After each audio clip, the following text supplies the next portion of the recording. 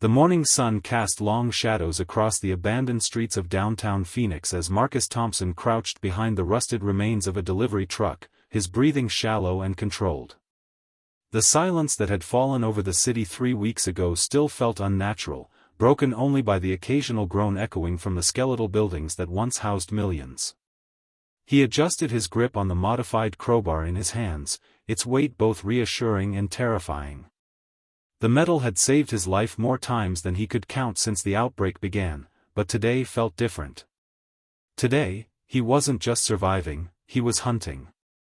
The emergency broadcast had crackled through his radio at dawn, a desperate plea from Dr. Rebecca Martinez at the Center for Disease Control facility on the outskirts of the city.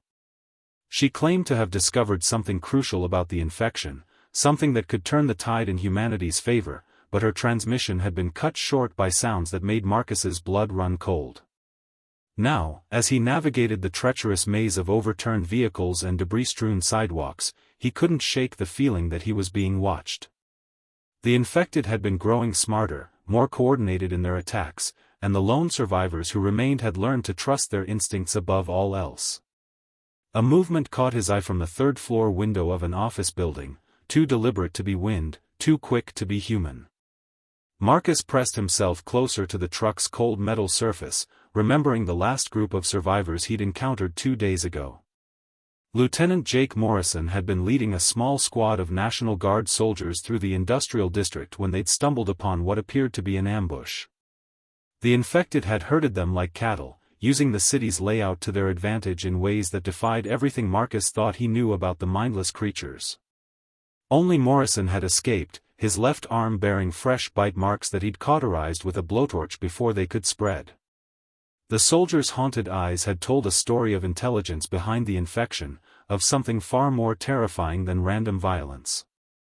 As Marcus prepared to make his next move toward the CDC facility, the sound of footsteps echoed from an alley to his right, measured, purposeful footsteps that belonged to someone still alive.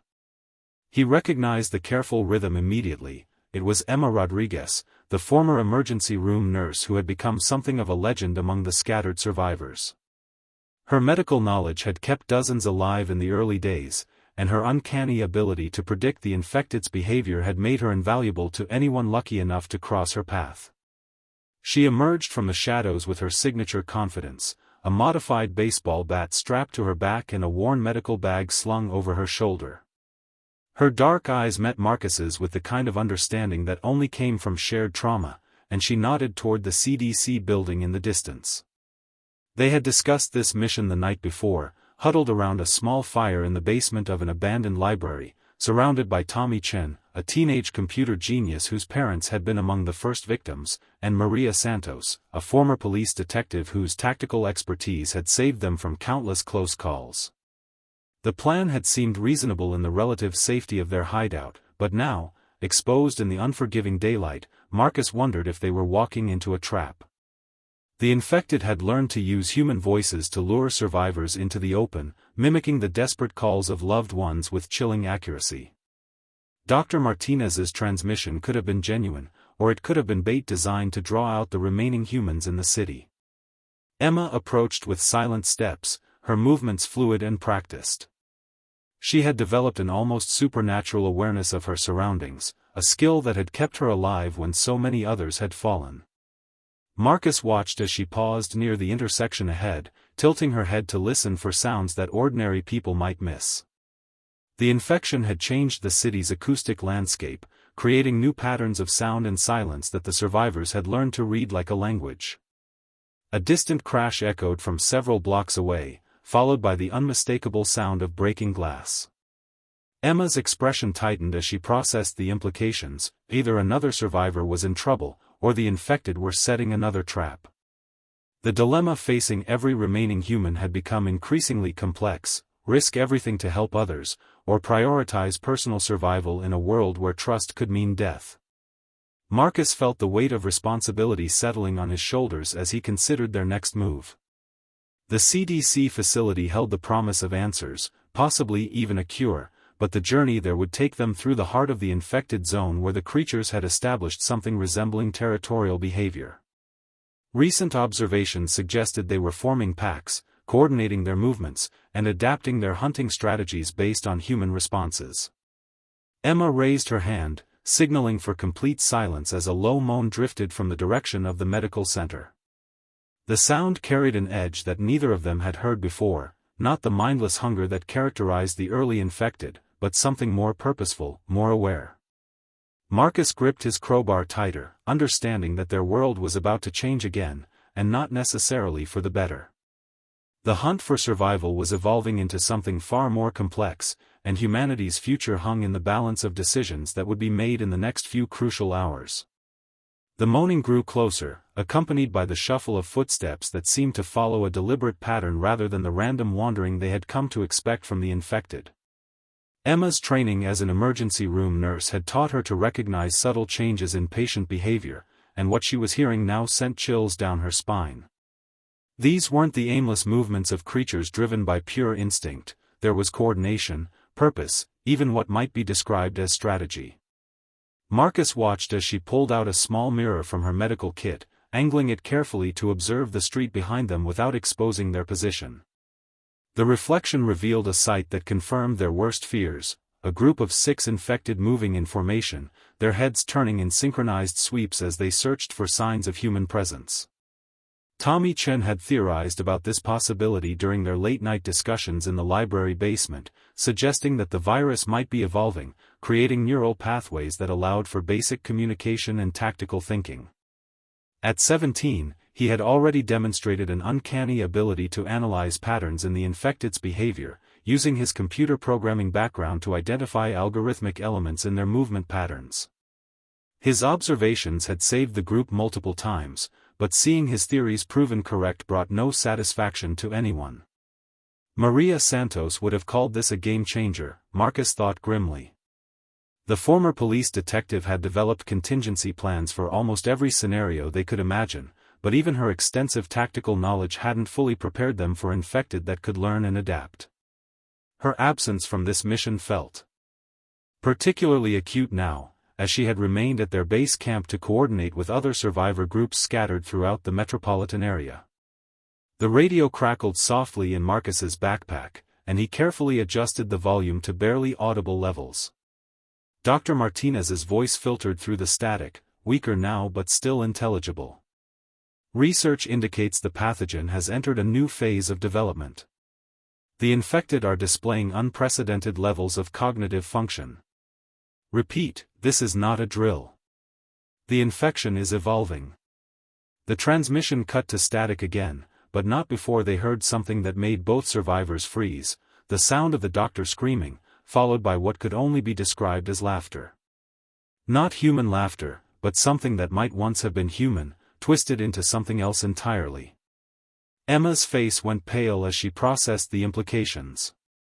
If the infected could experience emotions like amusement or satisfaction, it meant the virus hadn't just preserved cognitive function, it had created something new, something that retained human intelligence while losing human compassion.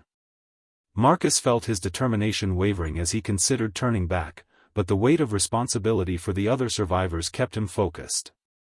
Somewhere in the city, isolated groups were running low on supplies, medical equipment, and hope. The CDC facility represented their best chance of finding answers, possibly even a cure, but the cost of that knowledge was rising with every passing moment. The coordinated infected group had moved past their position, but Marcus knew they would circle back. These creatures were patient in ways that defied their supposed mindless nature, willing to wait and observe before striking.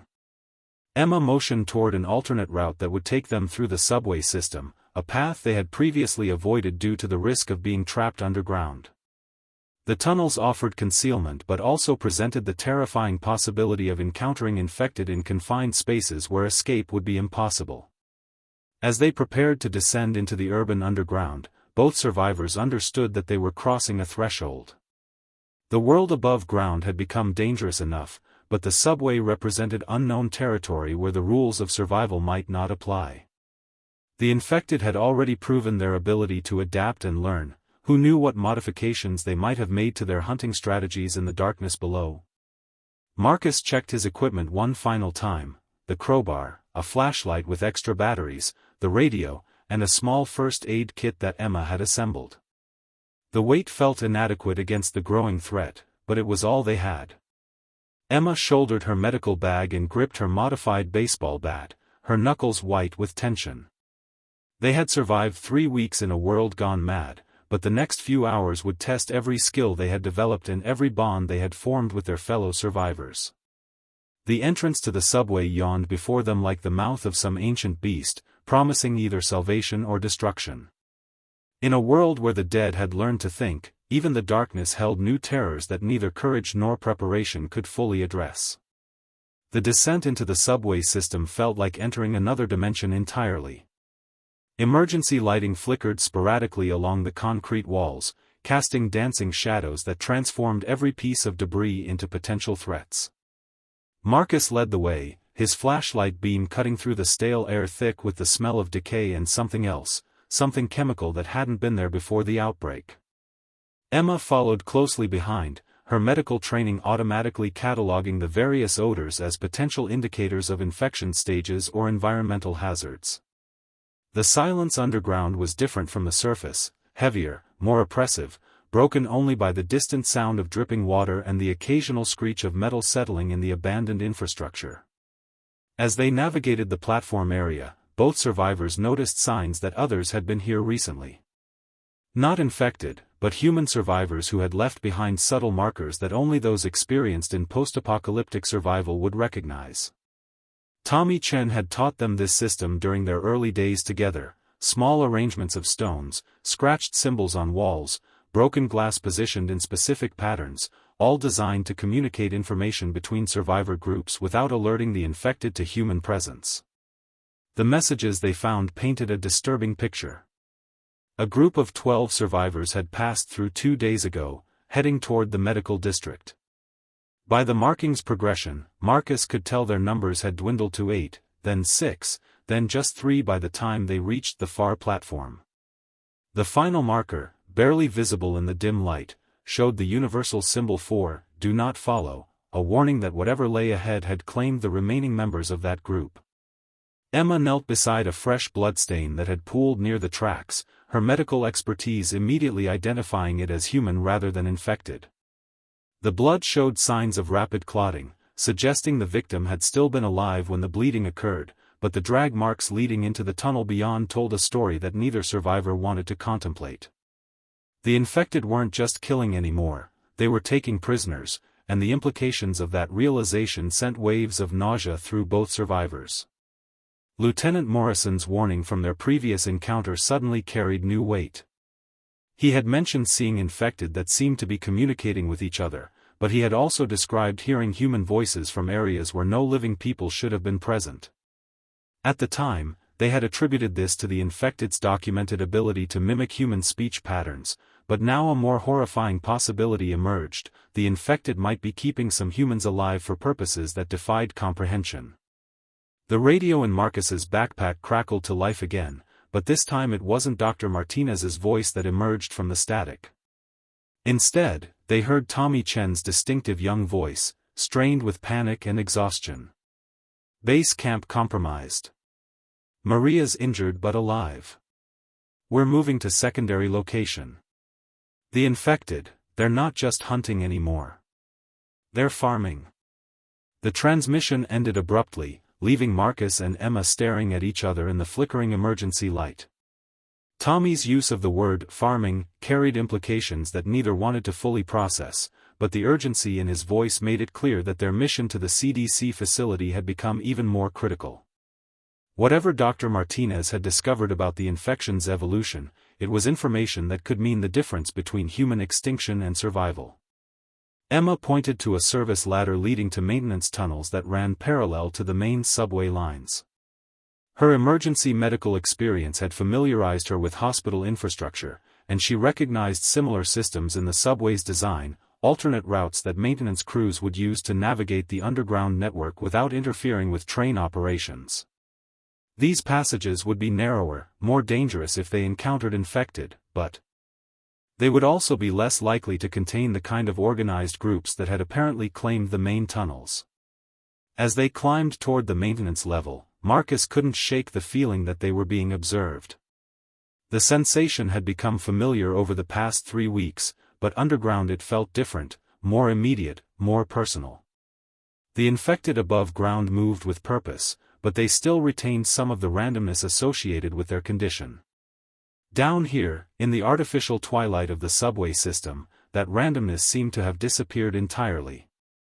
They were no longer dealing with mindless creatures driven by hunger, but with something that could plan, coordinate, and potentially even negotiate.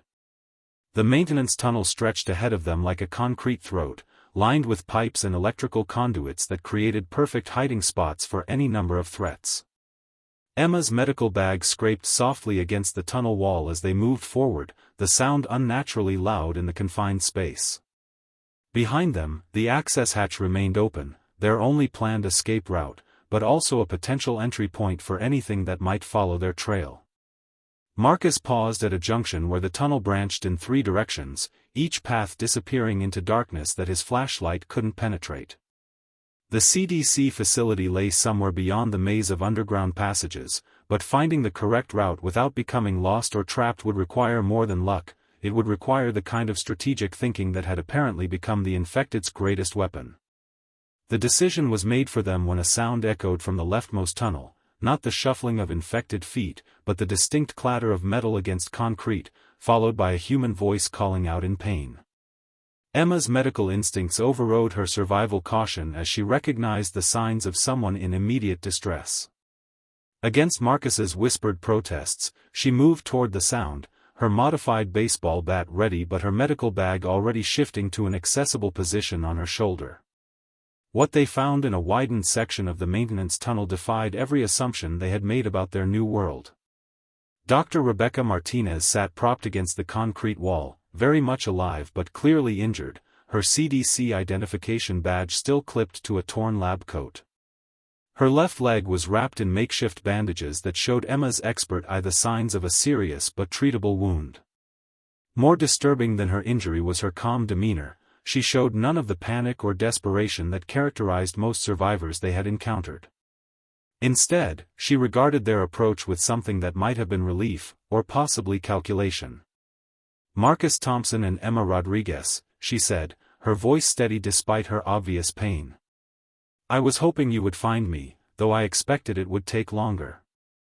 The fact that she knew their names sent alarm bells through both survivors' minds, but Emma's medical training pushed her forward to assess the doctor's condition. As she knelt beside the injured woman, Marcus kept his flashlight and crowbar ready, scanning the shadows for signs of the trap this scenario almost certainly represented. Dr. Martinez's eyes followed Emma's movements with professional interest, as if she were observing a medical procedure rather than receiving treatment. "The infection has reached a critical phase," she continued, her voice taking on the measured tone of someone delivering a prepared briefing. "What you've observed on the surface represents only the beginning of the transformation. The pathogen isn't just preserving cognitive function, it's enhancing it, creating neural networks that allow for collective intelligence." Emma paused in her examination as the implications sank in. If the infected were developing hive mind capabilities, every encounter they had survived might have contributed information to a growing collective knowledge base. Every escape route they had used, every hiding place they had discovered, every tactical advantage they thought they possessed might already be compromised. The doctor continued her explanation with the dispassionate clarity of a researcher presenting findings. "The specimens, the infected, they've been learning from every interaction with survivors. Your group's patterns, your decision-making processes, even your emotional responses have been catalogued and analyzed. They know you better than you know yourselves." Marcus felt his grip tighten on the crowbar as he processed this information. The coordinated attacks, the strategic herding behavior, the apparent ability to set traps, all of it suddenly made horrifying sense. Humanity hadn't just lost the advantage of intelligence, they had unknowingly been teaching their replacements how to be better predators. "There is a solution," Dr. Martinez said, her eyes meeting Marcus's with an intensity that seemed almost predatory. "The research facility contains not just data about the infection's progression, but samples of a modified strain that could reverse the cognitive enhancement while leaving the basic reanimation intact. Essentially, we could make them mindless again." The offer hung in the air between them like a lifeline and a noose simultaneously. Emma's medical examination had revealed that Dr. Martinez's injuries were consistent with her story, but something about the woman's presentation felt rehearsed, as if she had been practicing this conversation. The radio in Marcus's backpack chose that moment to emit a burst of static, followed by a voice that made both survivors freeze. It was Tommy Chen, but his words were wrong, his tone too measured, too calm for someone whose base camp had been compromised. Marcus, Emma, if you can hear this transmission, do not trust the CDC contact.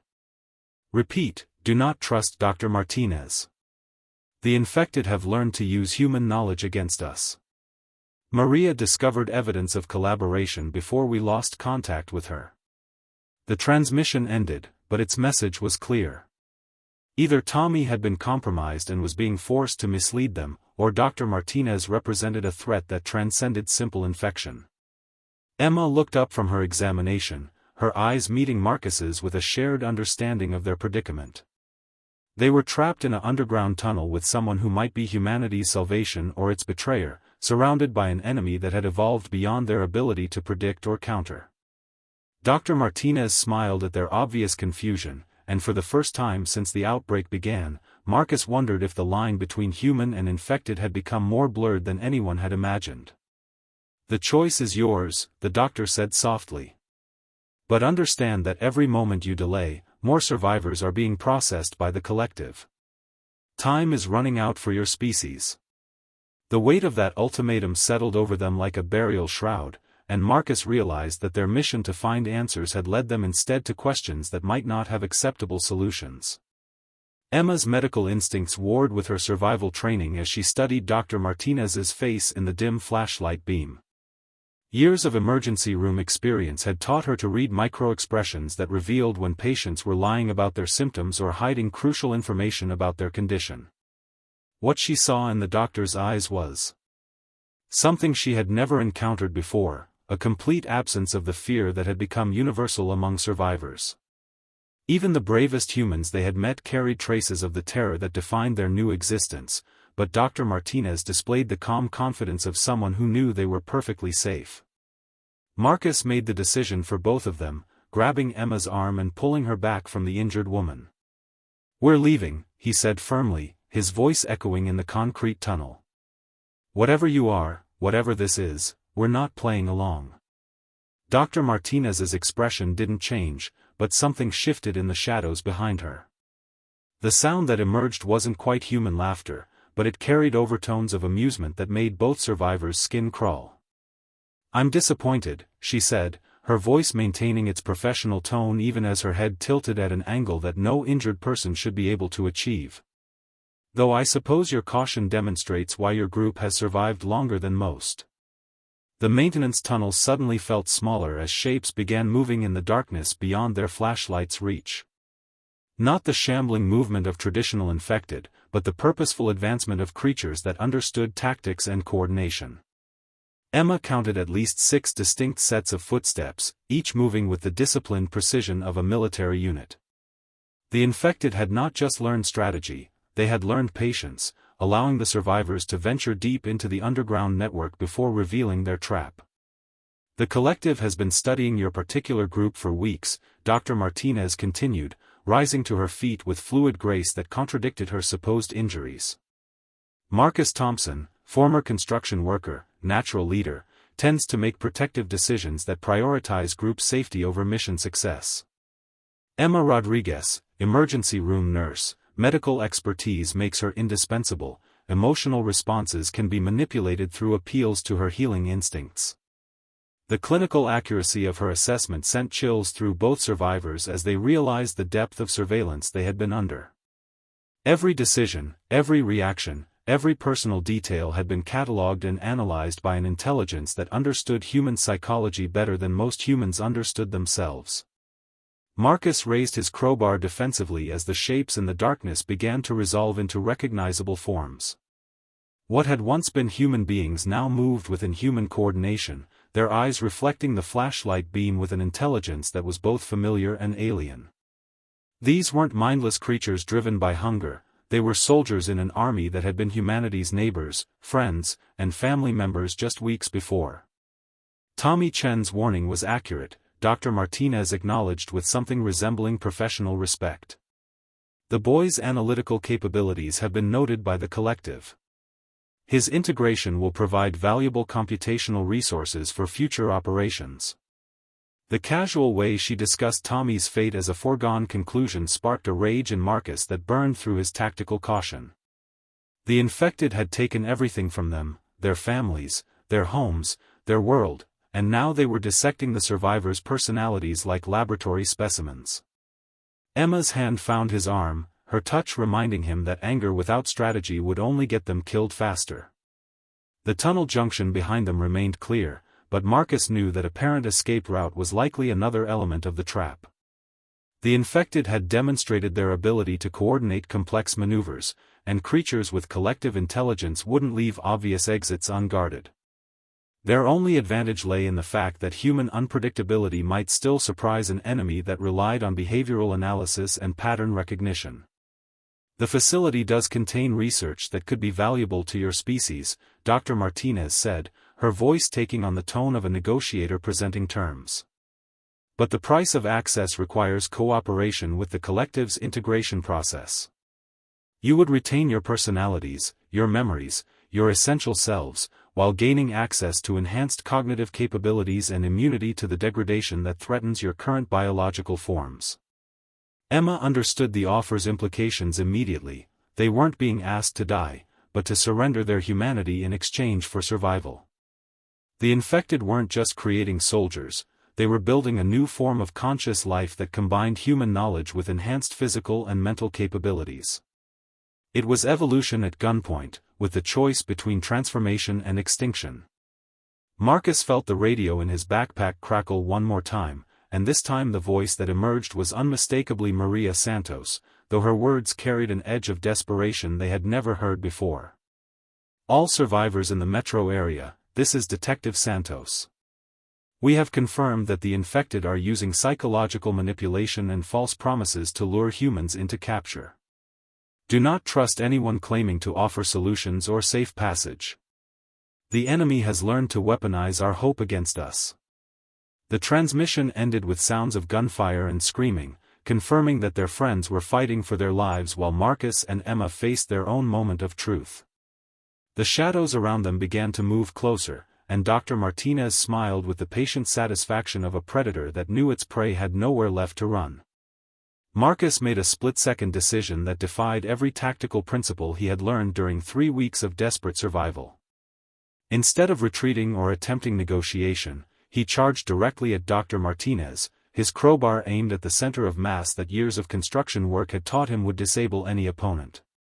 The move caught even the collective intelligence off guard, their behavioral predictions failing to account for an action that guaranteed mutual destruction rather than personal survival. His crowbar connected with devastating force, sending the woman-thing sprawling against the concrete wall with a sound that was distinctly inhuman, the crack of breaking bones mixed with something that resembled the snapping of electrical circuits.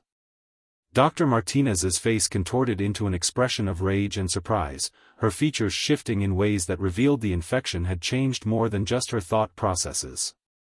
Emma didn't hesitate, following Marcus's desperate gambit by hurling her medical bag into the nearest group of infected while simultaneously triggering the emergency flare she had been saving for absolute crisis situations. The tunnel exploded into brilliant red light that temporarily blinded the enhanced creatures whose eyes had adapted to the underground darkness. The flare's chemical burn created a wall of acrid smoke that would provide precious seconds of concealment, but Emma knew it would also mark their location for every infected creature within miles of the subway system. Marcus grabbed Emma's hand and pulled her toward the junction they had originally avoided, their feet pounding against concrete as inhuman screams of fury echoed behind them. The infected were no longer maintaining their disciplined coordination. Marcus's unexpected violence had disrupted their collective planning, forcing them to react with something approaching the mindless rage of their earlier evolutionary stage.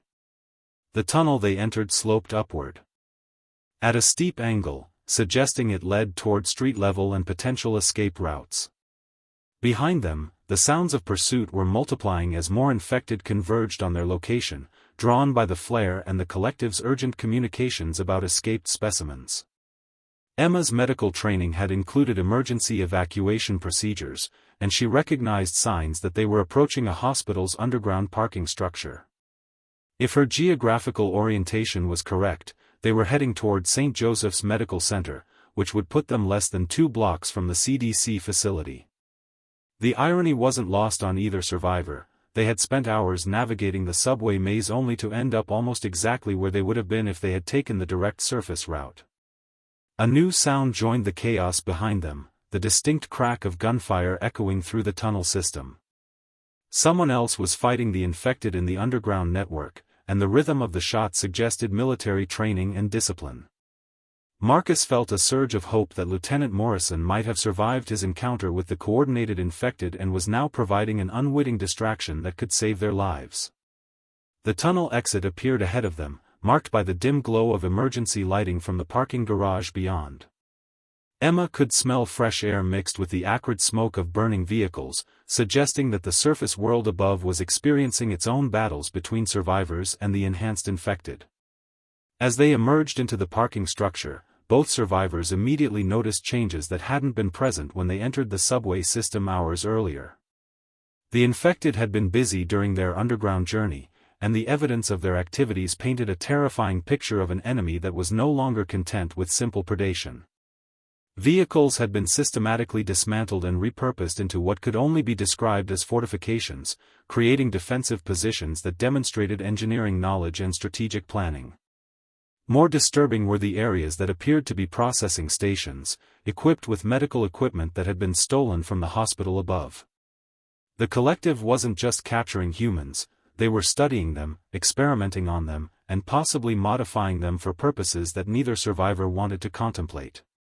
Emma spotted something that made her blood run cold, a series of medical charts hanging from makeshift clipboards, each one containing detailed information about captured survivors. Names, physical descriptions, psychological profiles, and what appeared to be compatibility ratings for something labeled as integration protocols. Among the documents, she recognized several names from survivor groups they had encountered over the past weeks, including some who had supposedly escaped infected attacks and made it to safe zones. "They've been tracking everyone," Emma whispered, her voice barely audible above the distant sounds of combat. "Every survivor in the city, every group, every safe house, it's all mapped out here." Marcus studied the tactical layout of the parking structure, noting that the infected had created multiple escape routes and defensive positions that suggested they expected counterattacks from organized survivor groups. The collective had learned not just from individual encounters, but from military tactics and urban warfare strategies that implied access to information sources beyond captured humans. The sound of approaching footsteps echoed from the tunnel they had just exited, accompanied by the measured breathing of creatures that no longer needed to maintain the illusion of humanity. Dr. Martinez's voice called out from the darkness, her tone carrying new harmonics that suggested the integration of multiple consciousness streams speaking in unison. "The flare was an excellent tactical decision, Emma Rodriguez. Your emergency medical protocols have been noted and will be incorporated into future operations. However, your current trajectory leads to a dead end with no viable escape options." Marcus looked toward the parking structure's exit ramps and realized she was right. The infected had systematically blocked every vehicle exit with debris that would take heavy machinery to clear.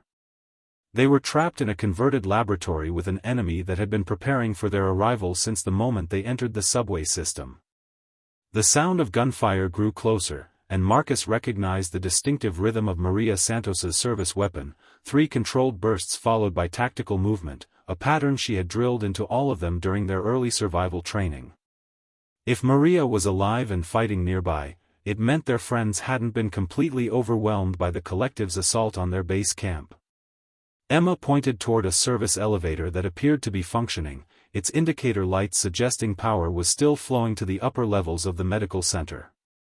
The hospital above might contain medical supplies and communication equipment that could help coordinate with other survivor groups, but it would also expose them to whatever infected had taken control of the building's upper floors. The decision was made for them when the tunnel exit behind them erupted in a flash of intense light, followed by the distinctive whoosh of a military-grade flamethrower. Lieutenant Morrison emerged from the smoke and flames, his National Guard uniform singed but intact, followed by two other soldiers whose faces were grim with the knowledge of battles fought and friends lost. His eyes met Marcus's with the relief of finding allies in a world where trust had become humanity's most precious commodity. The collective's main processing center is 3 floors up, Morrison reported without preamble, his military training cutting through pleasantries to focus on tactical priorities. They've converted the surgical suites into something that looks like a cross between a laboratory and a factory. We counted at least 40 humans being held there, including some from your group. Emma's medical instincts flared at the mention of surgical modifications, her mind immediately jumping to the implications of infected creatures with access to advanced medical equipment and human subjects. If the collective was performing experimental procedures on captured survivors, they might be creating new variants of the infection that combined human knowledge with enhanced physical capabilities. The elevator doors opened with a mechanical chime that seemed obscenely normal in their current circumstances, revealing an interior that showed signs of recent use by both human survivors and infected occupants. Scratch marks on the metal walls suggested desperate struggles, while medical equipment that had been hastily abandoned indicated that hospital staff had attempted to establish treatment areas before being overwhelmed. As they ascended toward the hospital's main levels, Morrison briefed them on what his reconnaissance had revealed. The infected aren't just converting humans, they're sorting them. Different individuals are being processed for different purposes based on their skills, knowledge, and physical characteristics. Medical personnel are being integrated while retaining their expertise, while others are being modified for manual labor or combat applications. Emma felt nausea rising as she processed the implications. The collective had industrialized the infection process, turning human beings into resources to be categorized and utilized based on their potential contributions to the growing hybrid society. It wasn't just conquest, it was systematic harvesting of human civilization's accumulated knowledge and capabilities. The elevator stopped at the 3rd floor, and the doors opened to reveal a corridor that had been transformed into something between a military checkpoint and a medical facility. Infected creatures in modified hospital scrubs moved with purposeful efficiency, carrying clipboards and monitoring equipment that suggested ongoing research projects. These weren't mindless predators but technicians and administrators working within a structured organization that had retained the best aspects of human society while eliminating what the collective viewed as inefficiencies. There, Morrison whispered, pointing toward a set of double doors marked Surgical Suite A. Through the reinforced glass windows, they could see human figures strapped to operating tables while infected medical personnel worked over them with instruments that combined traditional surgical tools with technology that none of the survivors recognized. The procedures appeared to be non-fatal but invasive, suggesting the integration process allowed subjects to retain consciousness throughout their transformation. Marcus counted at least 6 operating tables in the visible area, each occupied by a human who showed signs of partial integration, enhanced physical characteristics combined with the glazed expression of individuals whose consciousness had been networked into the collective intelligence. Among the subjects, he recognized 2 faces from survivor groups they had encountered in recent weeks, their features still recognizably human but altered in subtle ways that suggested fundamental changes in their neurological structure. "We can't save them all," Morrison said quietly, his military experience forcing him to confront tactical realities that the others weren't ready to accept. "But we can disrupt the process and gather intelligence about their operations. The collective strength comes from their coordination and shared knowledge, but it also creates vulnerabilities that human guerrilla tactics can exploit." Emma studied the layout of the surgical suite, her medical knowledge allowing her to identify critical systems that could be sabotaged to disrupt the integration procedures. If they could damage the collective's ability to process new subjects, it would buy time for other survivor groups to escape or organize resistance efforts. The sound of approaching footsteps echoed from the stairwells at both ends of the corridor, suggesting that their presence had been detected by the collective's security protocols. Whatever action they decided to take would have to happen immediately, and the consequences of their choice would ripple through the entire network of enhanced infected that had begun viewing humans as raw materials rather than enemies. Marcus gripped his crowbar tighter as he realized they were about to transition from survivors to active resistance fighters in a war that would determine whether humanity's future belonged to the original species or to something entirely new. The assault began with Emma's medical expertise guiding their strategy, her knowledge of hospital systems allowing them to disable the surgical suite's power grid with surgical precision. Emergency lighting flickered on as the main integration equipment shut down, causing immediate confusion among the infected medical staff who had been in the middle of delicate procedures. Morrison and his soldiers moved with military efficiency, using flashbang grenades to disorient the enhanced creatures while Marcus and Emma worked to free the partially integrated subjects from their restraints. The humans they rescued were conscious but disoriented, their neural modifications incomplete and reversible according to Emma's rapid medical assessment. Among them was Tommy Chen, his young face bearing the marks of initial integration procedures but his eyes still blazing with the defiant intelligence that had made him invaluable to their survival group. "They were trying to access my programming knowledge," he gasped as Emma helped him from the operating table. "But the process isn't perfect. I retained enough awareness to gather intelligence about their network structure."